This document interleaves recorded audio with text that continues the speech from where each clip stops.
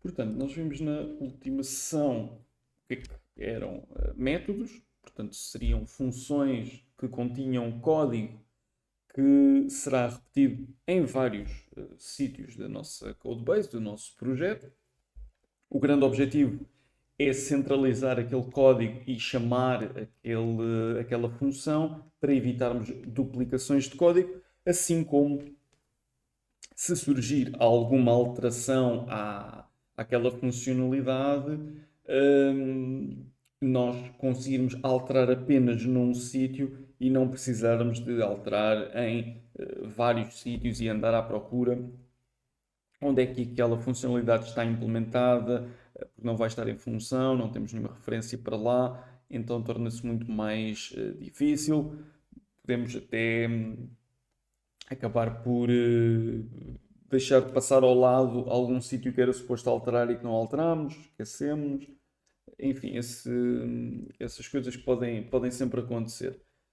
Com isso, quer dizer que devemos então utilizar esta funcionalidade, estas funções, sempre que possível, de modo a que não tenhamos um, uma coisa que se chama Spaghetti Code. Não é? Termos aqui 38 mil linhas de código a fazerem uma data de coisas diferentes e depois chega a um ponto que é um bocado difícil de nós delinearmos aqui faz uma coisa, aqui faz outra coisa, aqui faz outra coisa. Devemos dividir aquilo por funções, até porque esse código depois pode ser haver necessidade de ser reaproveitado para outro local, etc. Portanto, acaba por acontecer isto. O que é que nós vimos também? Vimos que as funções têm a seguinte sintaxe, em que nós temos a visibilidade da função, neste caso é uma função pública, um marcador se é static ou não. Para já vamos criar todas como static e depois já não vai ser assim. Qual é que é o tipo de retorno? Neste caso temos aqui um inteiro, neste caso temos aqui um double. Portanto, indica qual é que será o tipo de dados a retornar por aquela função. Se nós não quisermos retornar nada por algum motivo que não faz sentido, ou então o tipo de dados a ser retornado é void. Ou seja, não é um tipo de dados, é apenas uma marcação em que nós não vamos devolver nada. Um exemplo disto é, por exemplo, aqui o console writeLine, em que tem a sua implementação definida por quem programou este método e ele faz a sua tarefa e não devolve nenhum valor para nós recebermos. Portanto, a sua implementação faz uso aqui do void. Okay? Depois vimos que a seguir ao tipo de retorno temos o nome da função, normalmente está aquilo a amarelo, portanto é o nome que nós damos à função. Esta chama-se writeLine, esta chama-se main, esta chama-se sum, esta é divisão.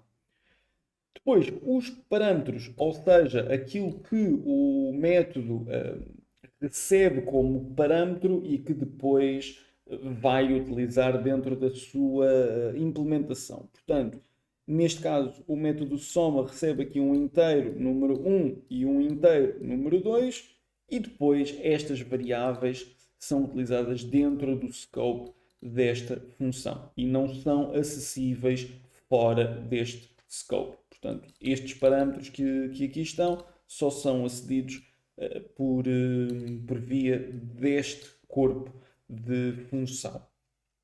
Portanto, vimos isso também na sessão anterior, que se eu tentasse utilizar este número 1 nesta função ou aqui na função main, eu não conseguiria fazer porque estavam em scopes diferentes. Dei também a analogia do i que nós utilizamos no ciclo for, em que nós só conseguimos utilizar o i dentro do ciclo for. Portanto, aquela variável só tem contexto dentro do scope do ciclo for e não o for.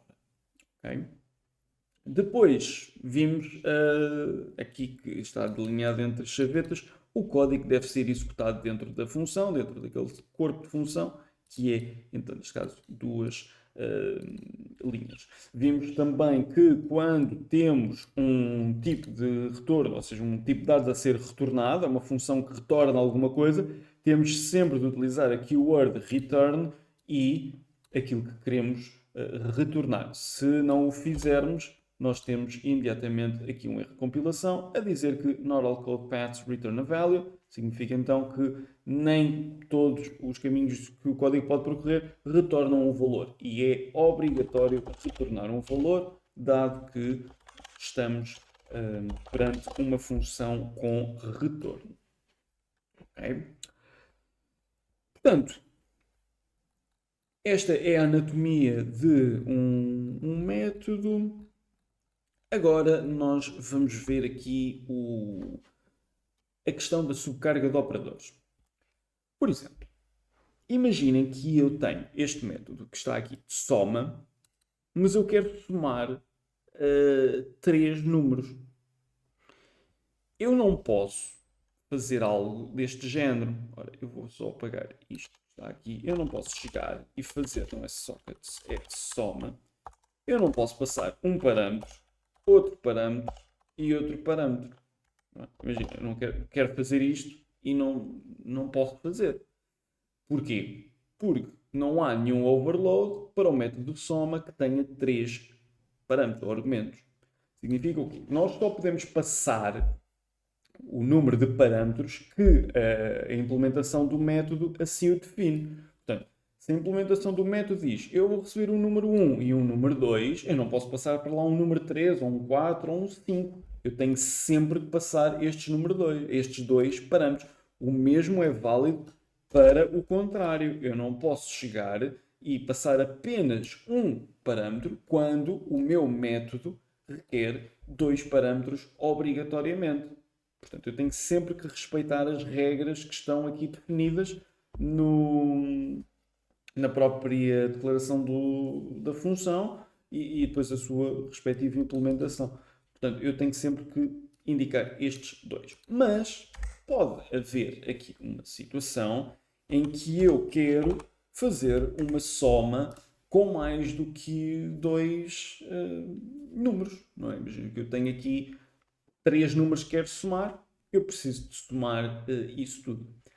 Alguém poderia chegar e dizer, então nós podemos copiar a função e dizer número 1, número 2,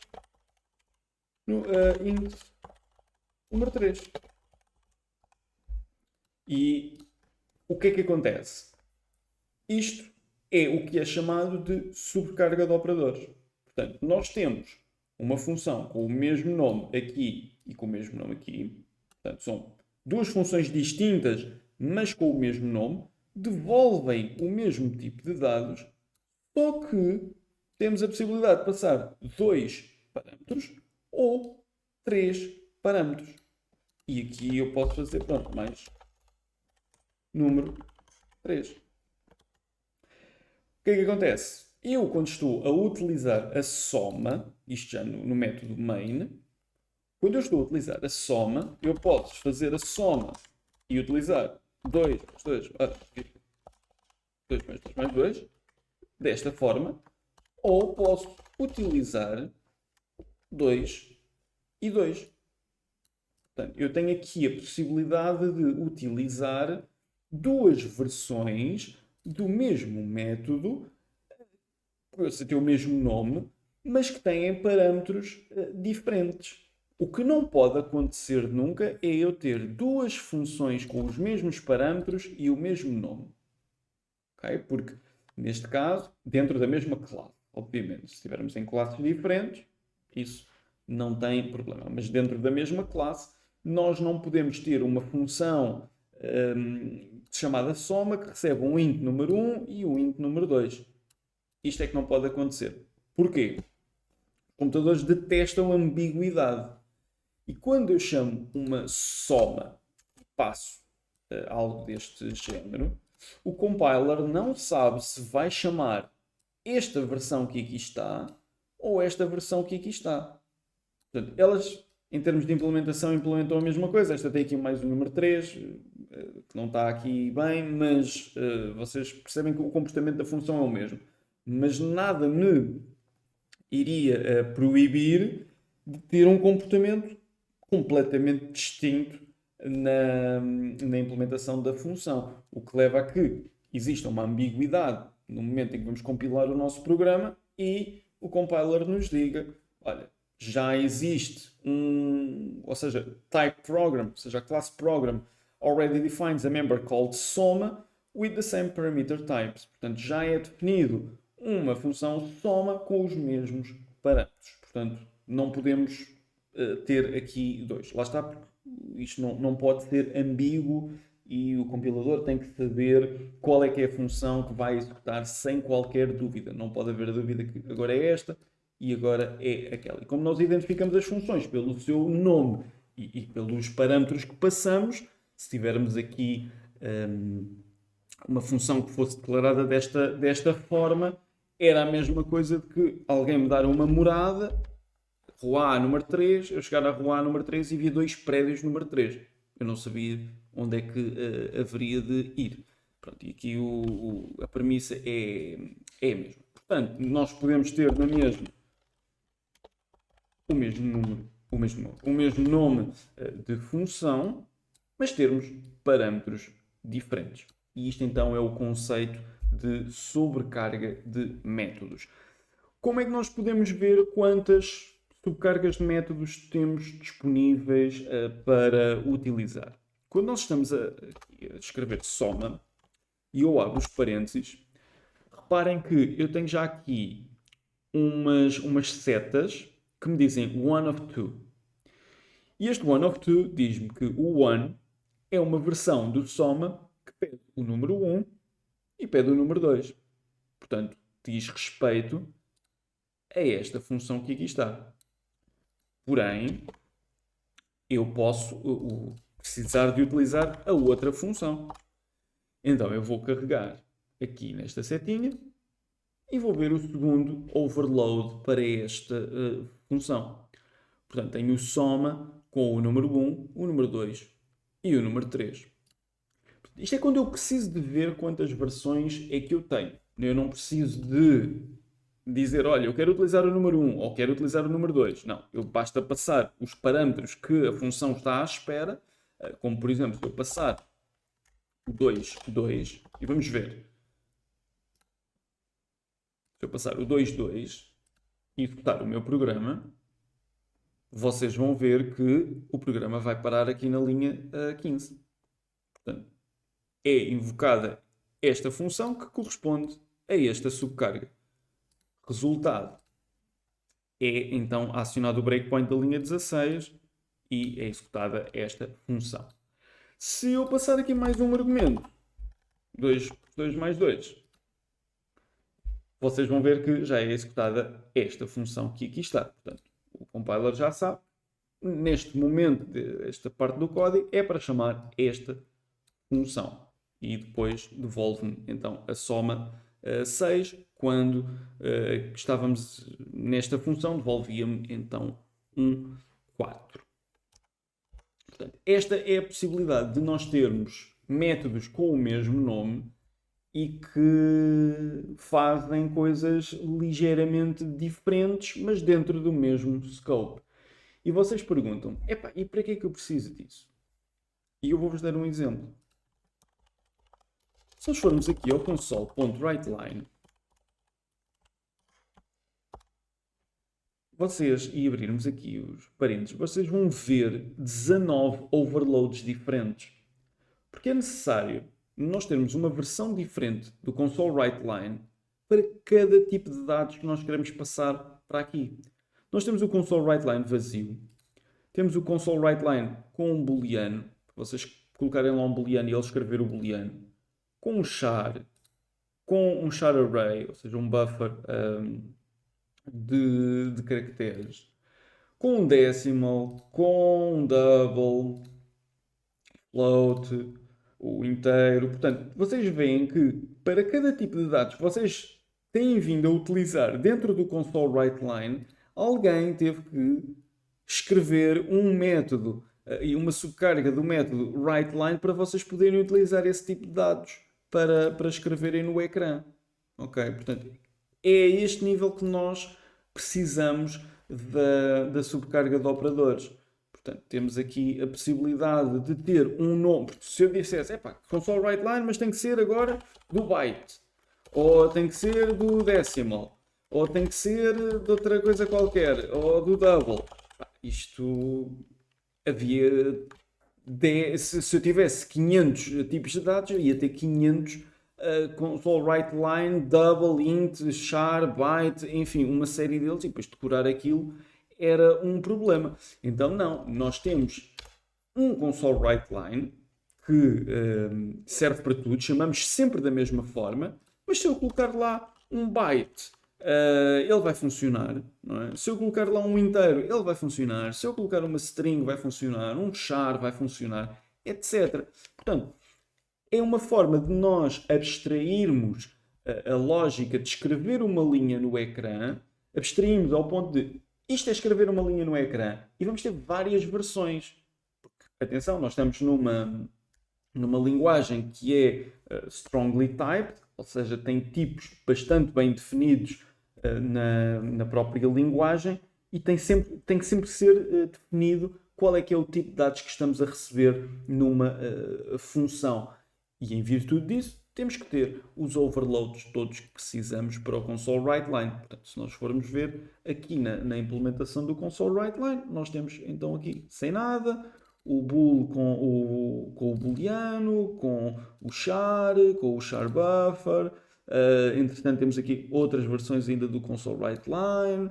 Ou seja, temos aqui uma série delas que foram implementadas pela Microsoft para nós utilizarmos. E utilizamos sempre da mesma forma. Ou seja, a única coisa que nós dizemos é agora escrevo aqui um char, ou agora escrevo aqui uma string, ou agora escrevo um inteiro, ou agora escrevo um decimal, ou um float, enfim, por aí.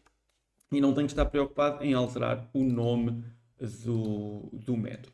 Por vezes, vamos precisar de fazer coisas desse género. O que é importante é, não pode haver uma função com o mesmo nome e com os mesmos parâmetros, porque isso cria uma ambiguidade e temos que criar sempre aqui uma versão nova. Ok?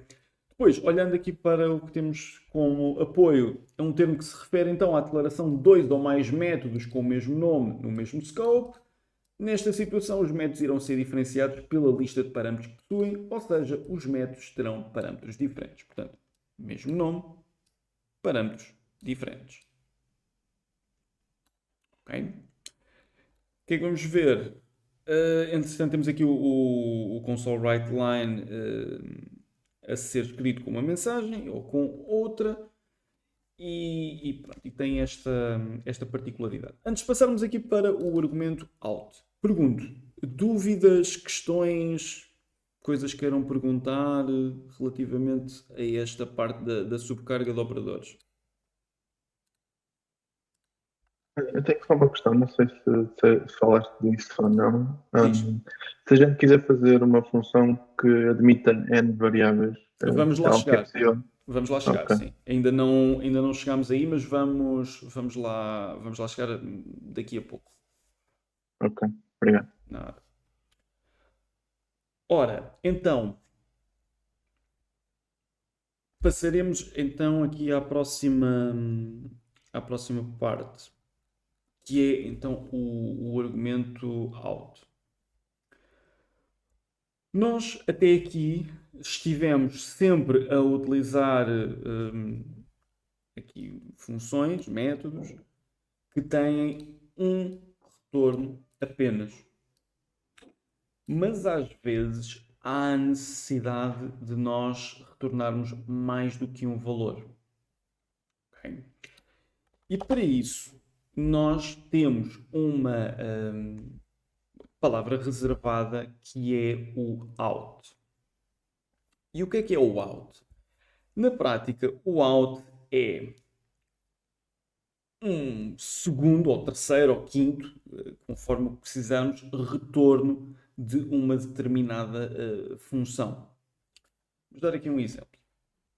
Imaginem que isto vai ser um exemplo que não Não vai ser muito prático, mas serve para ilustrar o conceito, que é, imaginem que esta função de soma tem que devolver também, por algum motivo, o número de parâmetros que foi passado para a função. Portanto, eu tenho que retornar a soma e tenho que retornar, neste caso, um 2 para aqui a soma receber a soma, propriamente dita, a chamada da soma receber a soma, e receber também um segundo valor que nós queremos utilizar.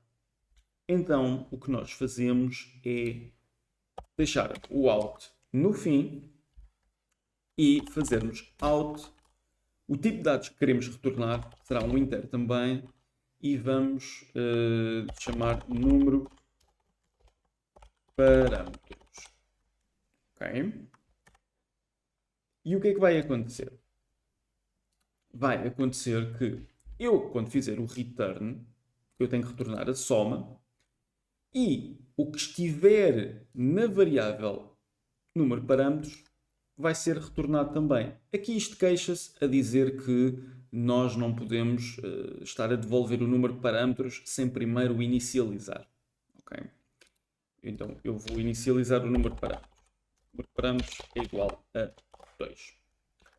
Se nós fizermos isto e estivermos a utilizar este método de soma, o que nós vamos fazer no final é devolver a soma através daquilo que está aqui definido e vamos devolver também um outro número que servirá como segundo return, digamos assim. Mas, como nós não podemos ter um return de duas coisas diferentes, nós podemos utilizar esta palavra reservada out, justamente para ter esse mesmo comportamento. Como é que do lado de quem chama a função isto funciona? Funciona da seguinte forma, que é eu ter uma variável inteira, não é? Vou chamar número parâmetros e vou dizer que é 0, só para inicializar a variável.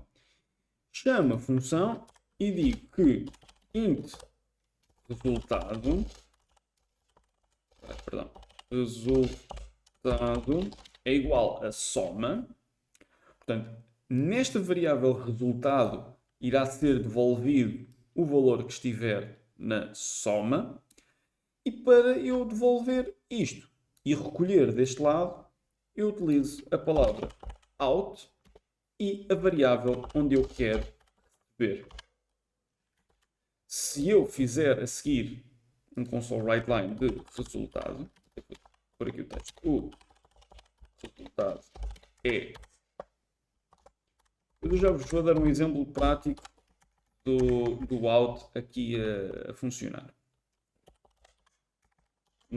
Ou seja, num contexto que faz todo o sentido. O resultado é tal e o número de parâmetros é...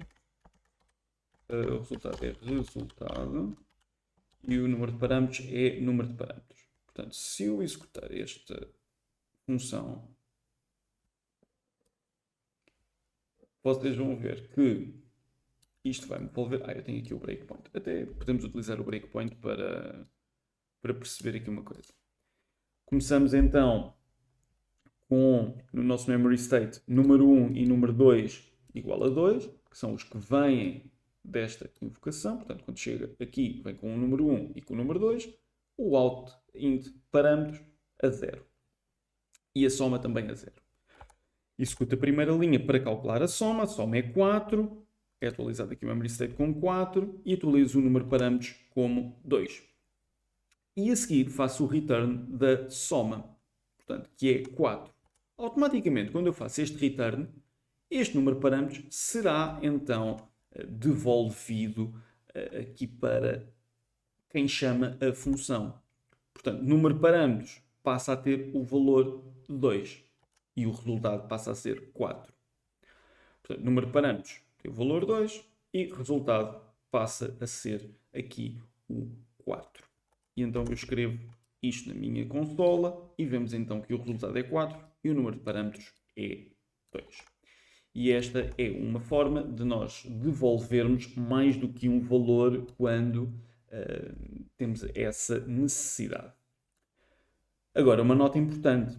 Vocês, se quiserem devolver 3 ou 4 ou 5 valores, a menos que faça todo o sentido vocês terem 3 ou 4 ou 5 outs, e duvido que vocês me consigam encontrar um motivo para tal, devem utilizar um retorno diferente de um inteiro. Se calhar aquilo que vocês querem retornar é um objeto, é uma classe que tem uma série de propriedades lá dentro. Vamos ver isso mais à frente, mas vocês já têm alguns backgrounds disso do que foram vendo com o Fernando. Portanto, não vamos ter aqui, se calhar, 3 ou 4 ou 5 ou 6 outs. Aquilo que eu vou ter, se calhar, é um retorno apenas de um objeto, e esse objeto é que tem lá dentro as propriedades que fazem sentido. Contudo, existe a possibilidade de nós termos mais do que um retorno.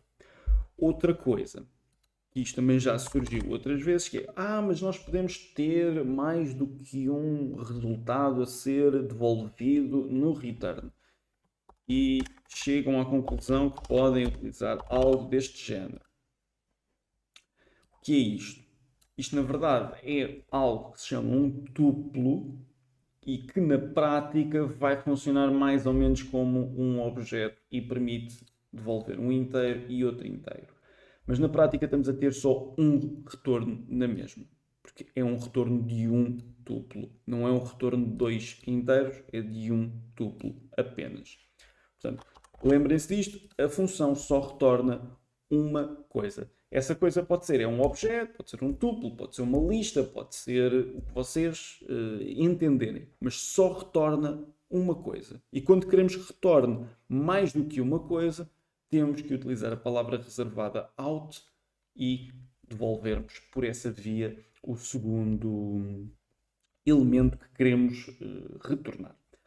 Uma das aplicações práticas desta keyword é o try-parse. O que é que significa o try-parse? Quando vocês têm, por exemplo, vamos fazer aqui uma coisa. Inteiro, número é igual a convert não.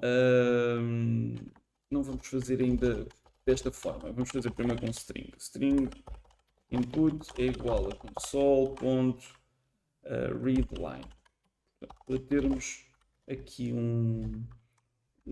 uma string dada pelo utilizador. E depois aquilo que nós queremos fazer é utilizar um try-parse. Imaginem que eu quero chegar e dizer, ok, agora quero fazer um int número é igual a int.parse do input. Isto é muito... e depois imprimimos o número.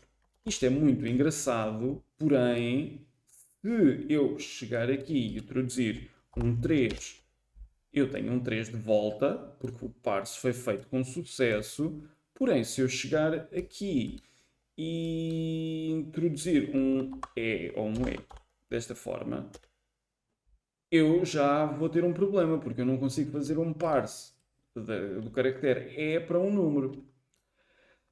E nós não podemos deixar que isto aconteça. Ou seja, há uma forma de nós primeiro validarmos se o parse vai ser feito com sucesso ou não. E através do try-parse. Como é que funciona isto do try-parse? Nós vamos ter um resultado booleano em que eu vou chamar se é success sim ou não. E o que vai acontecer é eu dizer int.try-parse do input. Ou seja, o que eu estou a dizer é, olha, inteiro, vê se consegues converter aquilo que eu te vou dar no inteiro. E ele responde-me sim consigo ou não, não consigo. E eu guardo essa resposta aqui. Mas ele é tão proativo que não me vai dizer, olha, eu consegui. E fica por ali. Não, ele diz-me, eu consegui e está aqui aquilo que tu precisas. Porque se vocês forem aqui ao try-parse, e eu apagar aqui este input, vocês vão ver quais são as subcargas. E a que nós queremos é esta: receber uma string S e devolver um out int result. Portanto, se eu tivesse aqui algo como int número ou número introduzido pelo utilizador, algo deste género,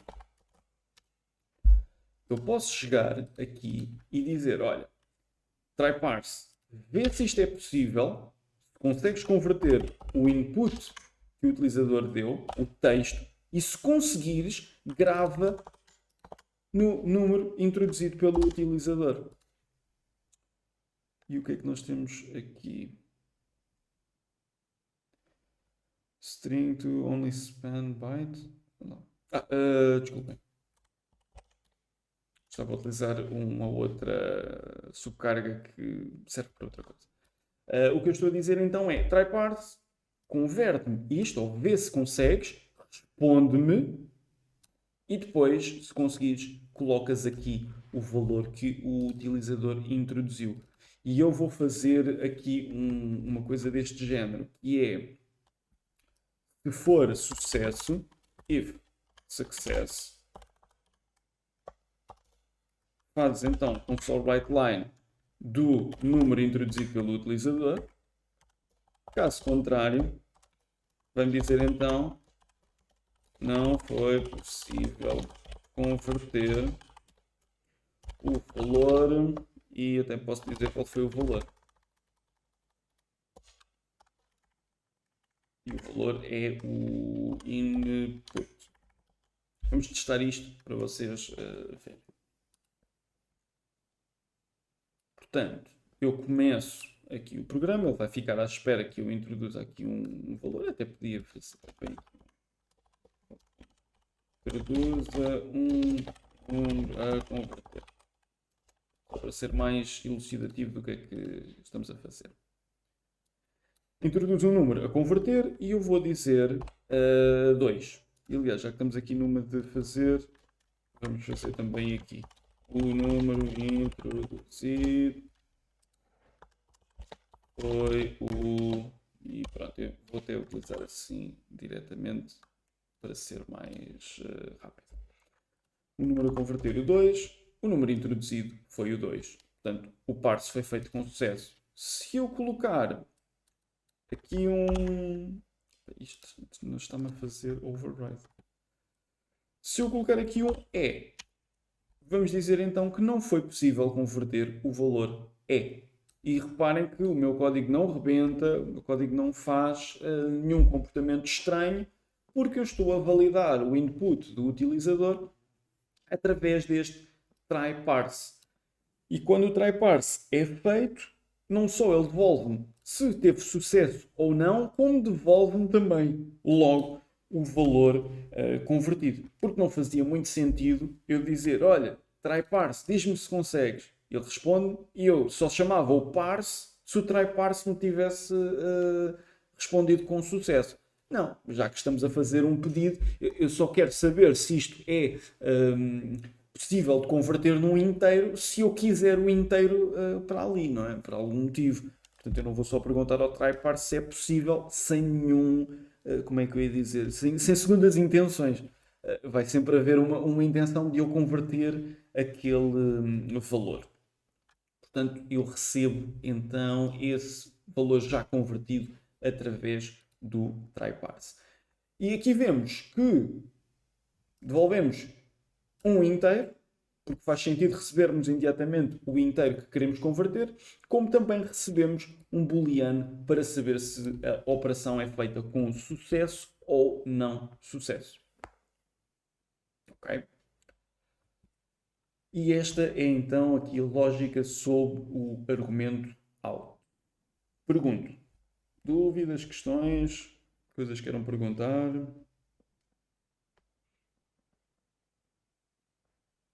E o sucesso é uma o alto. Tu cortaste a seguir aqui, disseste aí o sucesso. O sucesso é uma variável, não é reservada como alto. O sucesso é uma variável, sim. Eu chamei sucesso, podia chamar Pronto, batatas. E pronto, era ok. a mesma coisa. Tá bem? Mais dúvidas, questões?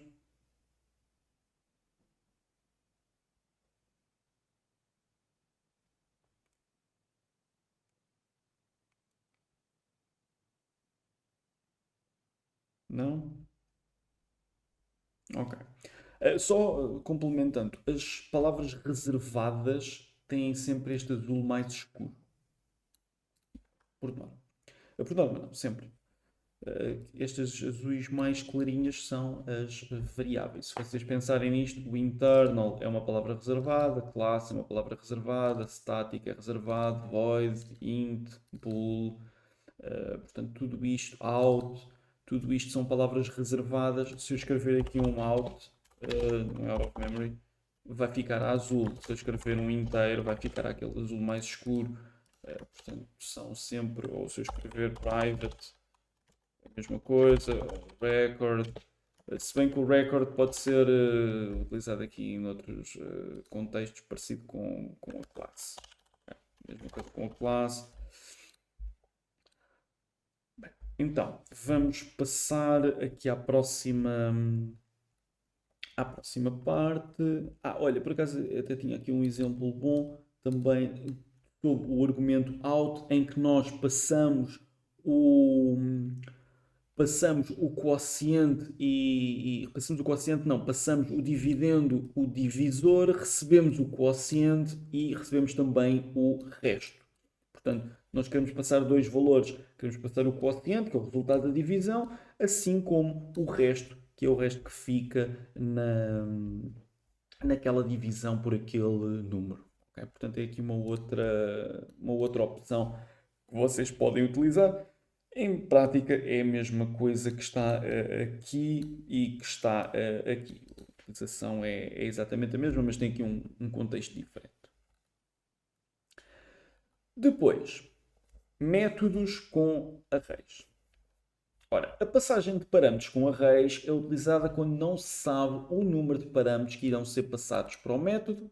Pode-se fazer com ou sem o argumento parâmetros. O que é que isto significa? Significa que, como tínhamos aqui um colega que foi o Pedro a perguntar, imaginem que eu tenho um método de soma, não é? E eu agora estou a receber um número, dois números, e a seguir eu quero receber três números. Eu tenho que fazer uma subcarga de método para receber três números. Então, se eu quiser 4, tenho que fazer outra subcarga. E se eu quiser 5? E se eu quiser 5.000? Eu tenho que fazer 5.000 subcargas de métodos? E a resposta é que não. Existe uma possibilidade de nós termos um número de parâmetros, de certa forma, indefinido. Ou seja, uma das formas que eu tenho de passar um número indefinido de parâmetros é através da utilização de arrays. Só que há duas formas de nós recebermos um número indefinido de parâmetros. Vamos apagar aqui esta soma. E apagamos aqui também. Vou apagar aqui os returns também. Nós já vimos que podemos... Bem, a divisão está ok. Nós já vimos que podemos ter uma coleção de valores com qualquer... ou seja, com qualquer dimensão. Se eu precisar de fazer 50 números numa só collection, eu posso criar um array de 50 posições. Se eu quiser 500, eu posso criar um array de 500 posições. Portanto, há aqui a forma de nós podermos agrupar um conjunto de valores numa só estrutura de dados e essa estrutura é, por exemplo, um array. Portanto, nós podemos utilizar essa particularidade com uma subcarga de métodos. Ou seja, imaginem que eu quero tomar algo como tomar 3, 4, 5, 3, enfim, estes valores que estão aqui. O que é que eu posso fazer? eu posso, dentro do meu método de soma, receber um parâmetro que é um array de inteiros, vou chamar de números. E o que é que acontece? Eu a seguir, dentro do contexto da minha função, eu vou dizer, olha, torna números ponto sum. Porque eu dentro de uma função posso também ainda chamar outras funções. Como já vimos, eu estou aqui no main e chamei a função de soma e de subtração e console write line. Faço aqui uma série de chamadas de métodos. Então, na soma, nós vamos fazer exatamente a mesma coisa, que é, vou receber um array de inteiros.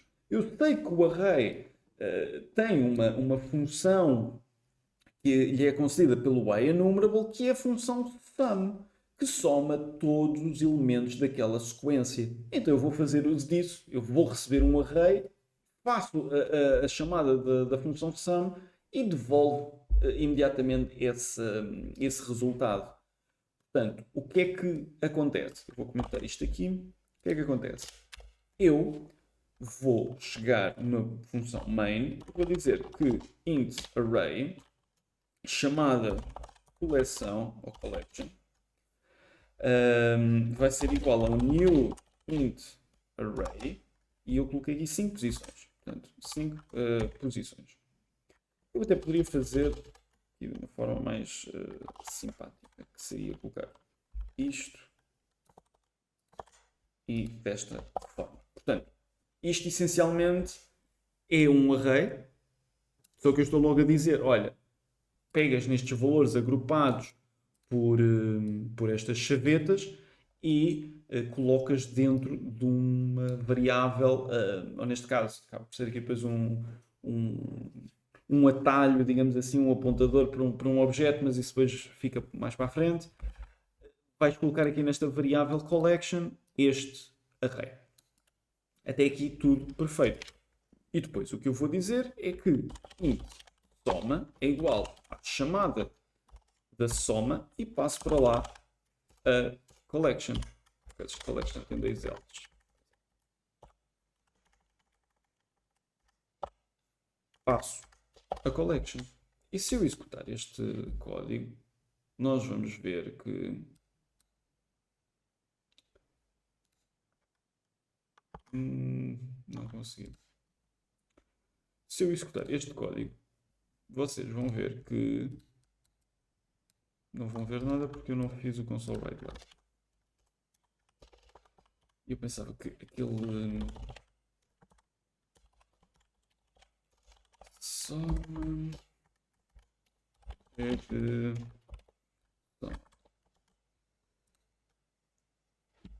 agora sim a terceira.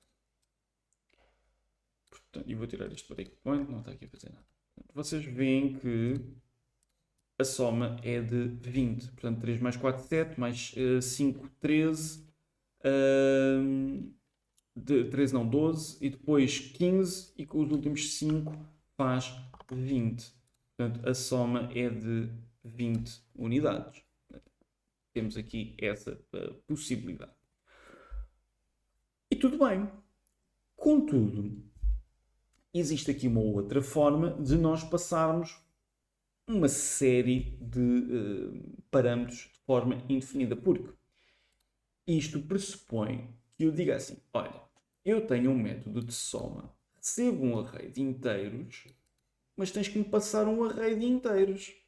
Portanto, fica à tua responsabilidade criares um array com os resultados que tu queres saber, não é? Neste caso, as somas que tu queres, os elementos que tu queres, para eu calcular a soma, mas a responsabilidade de criar o array recai sobre a função main. E é isso que nós fazemos na função na linha 12. Nós criamos um array, chamamos-lhe collection, e quando chamamos a soma, a função soma, eu já estou a passar o array pronto a ser utilizado.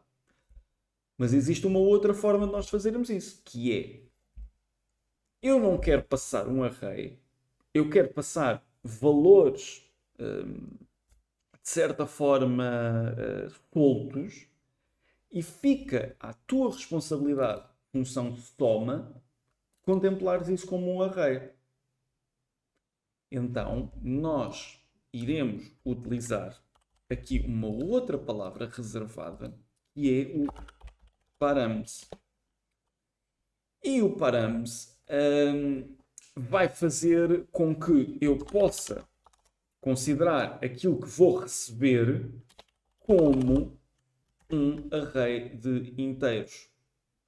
Ele vai começar aqui a dizer que já tem uma função com o mesmo nome, porque termos o params e termos o int_array números, na prática é a mesma coisa, mas para quem chama a função não é. Mas a sua execução é a mesma coisa. Portanto, eu não posso ter as duas formas. Ou tenho uma ou tenho outra. Mas vocês vão ver que o código vai ser exatamente o mesmo. Qual é a diferença? É que eu, na soma, em vez de passar uma collection que já está criado um array, eu posso passar 1, o 4, o 5, neste caso, vamos pôr os mesmos números, o 3, 4, 5, o 3 e o 5. Portanto, e vocês vão ver que vai dar 20 na mesma. Portanto, a soma é de 20. A diferença é que eu estou a passar valores soltos. Portanto, eu posso passar tantos quanto aqueles que eu entender. E ele vai responder com a soma dos elementos que eu estou a passar. Aqui, essencialmente, o comportamento é o mesmo. Portanto, para a função é a mesma coisa. Recebe isto e vai trabalhar na mesma como um array de inteiros. A única coisa que estamos a dizer com o params é dá-me os valores soltos e eu cá fico encarregue de os juntar num array e trabalhar como se fosse um array. Ao passo que quando fazemos esta versão, estamos a dizer, olha, eu quero os valores num array e crias tu o array para que seja trabalhada essa informação. Ao passo que aqui em baixo isto já não acontece. Portanto, isto é quase o equivalente entre vocês irem a uma loja, comprarem um presente qualquer e no final vocês levam sempre um presente. Agora, ele pode estar embrulhado ou não. Neste caso, a pessoa da loja vai-vos dar o presente já embrulhado. Portanto, vocês dão-lhe as coisas, pagam e ela devolve-vos um presente embrulhado. Aqui em cima já não é isso que acontece. Já vos dá o presente na mesma, mas vocês têm que lhe dar o papel de embrulho, pelo menos, para garantir que recebem à mesma o presente no final. Ok? Portanto, essencialmente é esta a diferença. Num passamos ao array completamente construído e fica ao cargo de quem está a chamar a função criar esse array. No outro caso, este fica à responsabilidade do método criar um array com valores soltos que são fornecidos para a função. Ok? Pergunto, dúvidas, questões?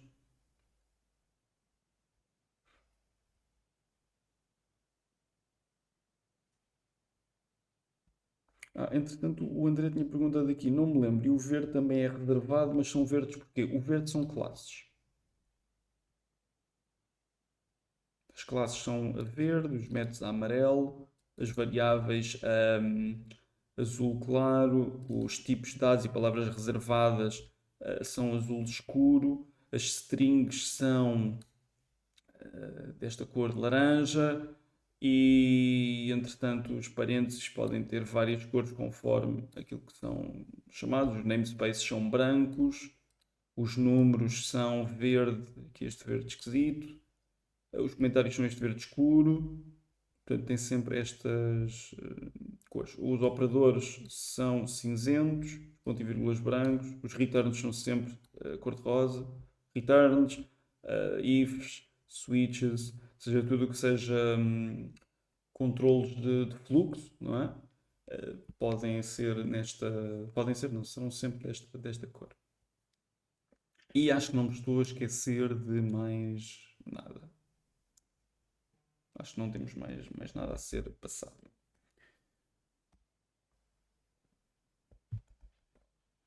Pronto, malta. Entretanto, nós aqui concluímos a nossa parte dos métodos. Só esta última nota. Como disse, também é possível fazer a saída de um método, de um conjunto de valores, através de um array. Portanto, quando eu digo isto pode ser, é apenas um retorno, mas pode ser o que vocês quiserem. Se vocês quiserem devolver aqui um int array, vocês podem devolver. Se vocês quiserem devolver aqui uma classe, não vou conseguir devolver uma consola, mas poderia devolver uma consola. Se eu quisesse uma lista de qualquer coisa, uma lista de inteiros, também podia devolver. Portanto, podem criar aqui podem ter aqui estes tipos de dados assim, mais complexos como retorno de uma função. Okay? E aqui estava o double. Ora, pronto. Assim, sim, concluímos esta parte dos métodos. Vamos fazer exercícios agora neste sentido para vocês colocarem estas coisas em prática. Relembro, vamos criar sempre métodos static até aqui e depois, sim, já vamos começar a considerar métodos incorporados em classes e que serão objetos, etc. Portanto, e vamos perceber se os métodos dizem respeito ao objeto ou à classe e, no caso de pertencerem ao objeto, são métodos não static e, caso pertençam ao objeto, à classe, são static. Portanto, ao objeto não static, à classe são static.